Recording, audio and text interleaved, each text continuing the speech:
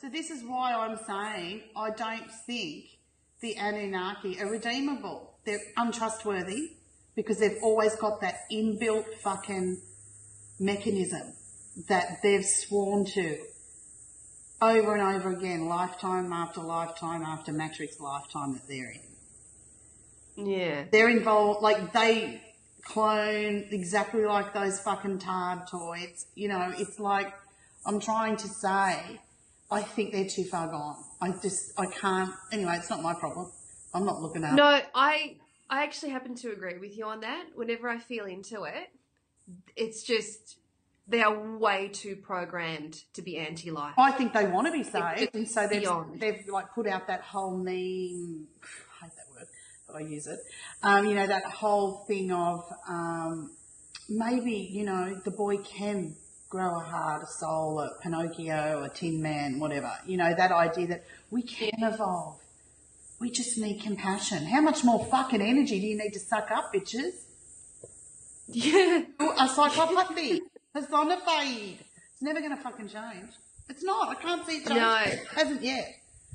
So anyway, that's why I like to feel organics, organic dimensions of self, and pretty much that's it. I don't have much compassion for them. I don't. And it's not that I think they're a piece of shit. It's just. Okay then. No, I know what you're saying. It's like, you know, no more energy for you. I mean, I suppose in backtracking, just read the Mythos of Mu. It's on the side, or it will be. On the Sekhmet Speaks. It'll be under Galactic Memoirs if you want to know what we're talking about. If you want to understand what we're saying with this Anthropos 10 and what the fucking, how the Anunnaki got here, etc. If you want that, have a look. And that might expand a little on what we're saying. So yeah, I'm not sure. So jury's out. Yeah. I think it's whatever. It's like I've got other things to focus on than focusing on saving them. Oh, right. Honestly, that's how I feel about it. I'm just like, whatever. It's every man for himself. Save yourself, bitch. Find your own source connection, you know? I know. Yeah. No, it's all about cat people. It is all about cat people. I found it interesting how in those videos, those two short ones that you sent me, how the guy was explaining about Catholicism and the cat people. I never even put two and two together. And yet the way he, suggests they have a connection, actually, I thought it's quite valid. He's got a great voice, hasn't he? He's really well spoken. Yeah. It was interesting for me because, see, essentially, really, what the lion represents is Mu's energy harnessed, Mu's energy personified, right? So really what the Catholicism thing for me represents is them trying to harness Mu, trying to harness her children. And so it's like, if you notice, the lion's always in not so much a subservient position, but a position of service to them, guarding their things, blah, blah, blah. Yeah. It's never, no one's worshipping the fucking lion. It's always the lion does things for them. And I mean, the feminine creative force of the Mooster, the anger, and when I say anger, I mean more that rising tide. It's like, no, they've taken it all. And, I mean, this was the big betrayal, of Pharonic Egypt. We were fucking a whole different set of people before those cunts infiltrated and got in there. We trained them because they were Anthropos 10. We opened the world to them.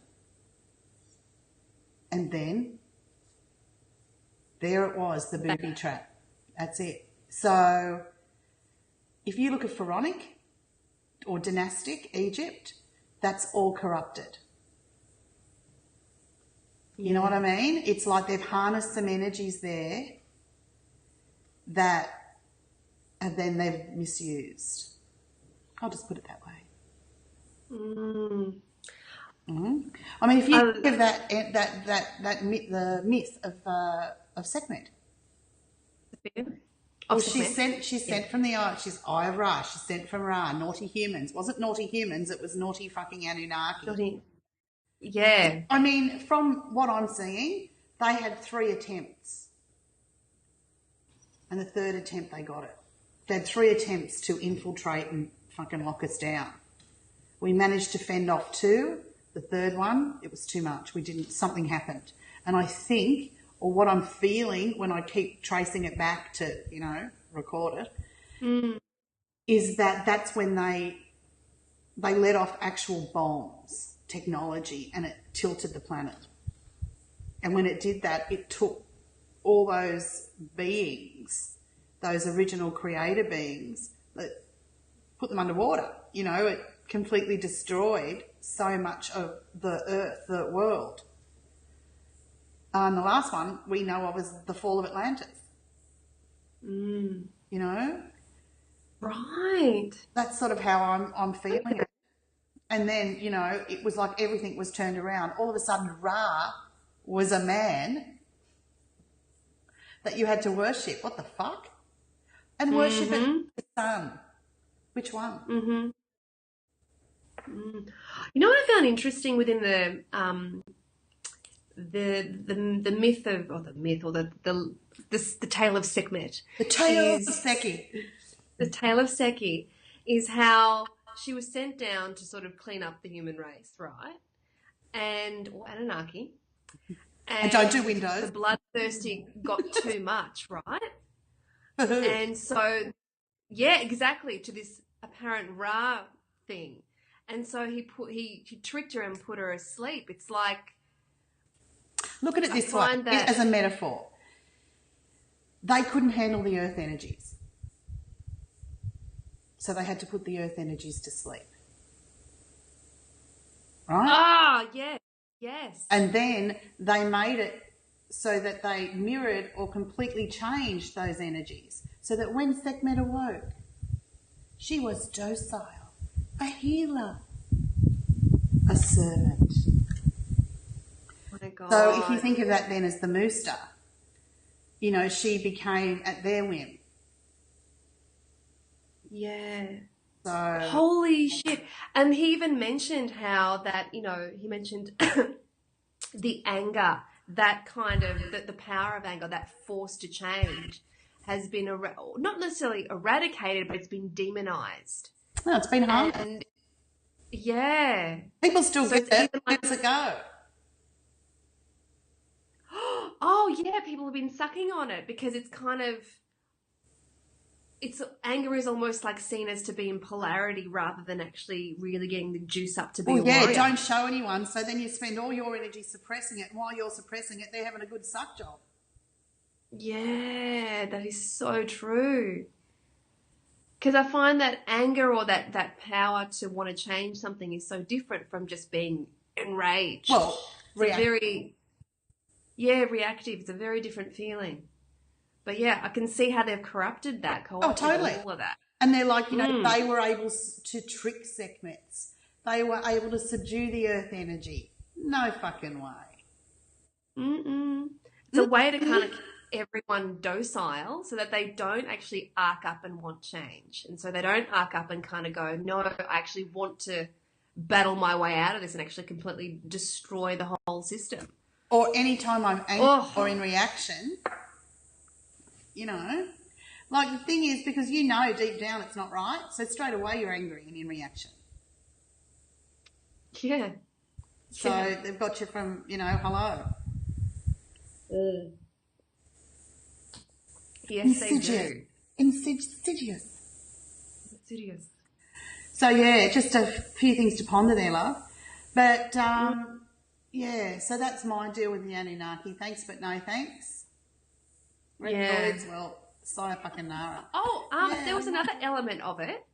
So there's been talks on the airwaves about good AI and bad AI. Oh my God! And there's a Santa after all. Yeah. I just really. Is it born of really? PC? People actually ask born that of PC? Why do they think that? Is it born of PC? I'm sorry, this is where I'm at. If it does not have a direct source connection, if it has to piggyback on anything, bye-bye. I don't care what you are good or bad. you are obsolete. Off, done, out. No one this way. Smart people, PC, I just don't get it. Yeah. Because the way I see it exactly the way if it's inorganic, an organic source. So it's always going to be hitchhiking on something to get a feed or to power something. To me, I would rather live without that. So I don't see one as being good or one as being bad. To me,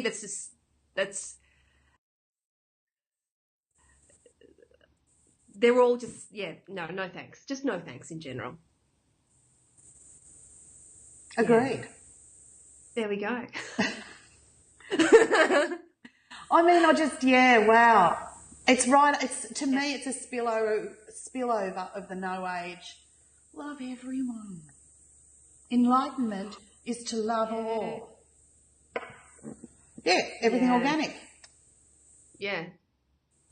That's about it, really. When you've had a taste of the organic... it's the disinformation of it all. When you've had a taste of the organic, you will know the disgust that we are saying. As in, how can you dishonour this magnificent expression of life by saying that? Like, if you... I don't know where to start. I mean, I've turned off... Do you know what? I'm going on a diet of YouTube. I'm breatharian. I get excited. I think, wow, this sounds great. I really want to be inspired. And then I just get, what the fuck? Do these people think it through? There are no ascended masters, but there's going to be aliens coming from the Pleiades that I can have a hybrid baby with. I mean, I don't know. It frustrates me so much that it's not healthy for me. So I'll just stick to my little family of Ra group, my chats. Yeah. Yeah. Anchoring the organic timeline, my little Zoom group. I mean, when I see so much disinformation amongst what people say that there are good points and there are so many points, the more I focus on it, the more I feed it, and it just becomes too frustrating. So I get it. I find it feeds the whole entire thing. And I find that if people really want the truth, they will find the truth. One way or another. 9 times out of 10, they're fucking Anunnaki, sprouting the latest shit, trying to make a theory fit. Do you know what I mean? Because that's all they can do is cerebralise it all. They can't fucking feel it. Yes, of course. So this is why I say, if you want to go with an inorganic, you want to go with an Anunnaki, that's great, but you are never going to get fed. You know, you are never going to feel an even exchange. You're never going to feel that you're actually appreciated because they see us as food fodder, something to run their realities. They see us as inferior. So, you know. Yeah, If I can smoke it.